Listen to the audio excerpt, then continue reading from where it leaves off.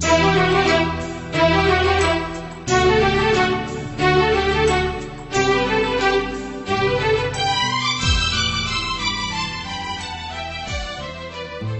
में मेरे प्यारे भाई और बहनों, सबको जय यीशु।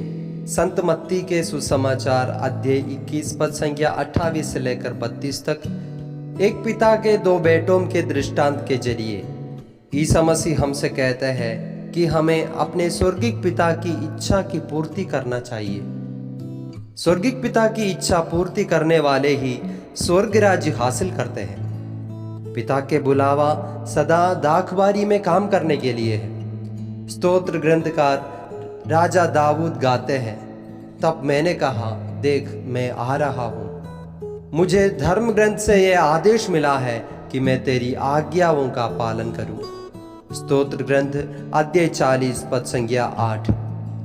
जो व्यक्ति यह बुलावा स्वीकार करके अपनी पारी के समय पर दाखबारी में काम करने जाता है, वही पिता का इनाम पाता है।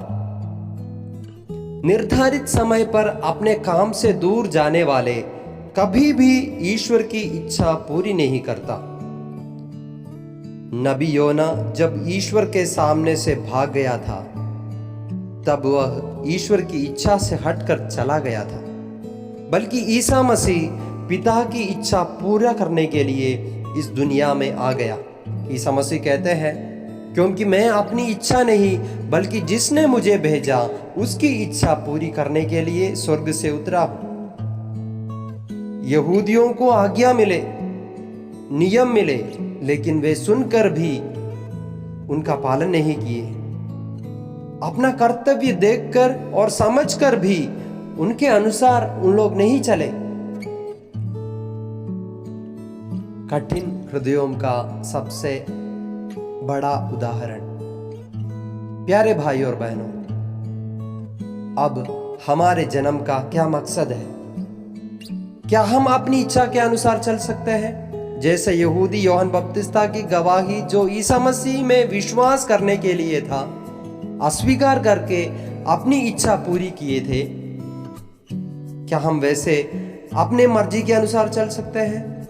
ईश्वर के विश्वासी होने के नाते, ईसाई होने के नाते हम कभी भी अपनी मर्जी से जी नहीं सकते, क्योंकि हम प्यार में बंधे हुए हैं। उस प्रेमी पिता को प्यार करना, उसकी आज्ञाओं का पालन करना ही हमारे जीवन का मकसद है। आइए हम अपने पिता की इच्छा को पूरा करें। आपसे हृदय की कठोरता से और आज्ञाओं के उल्लंघन से दूर रहें। आमीन। सबको जय यीशु।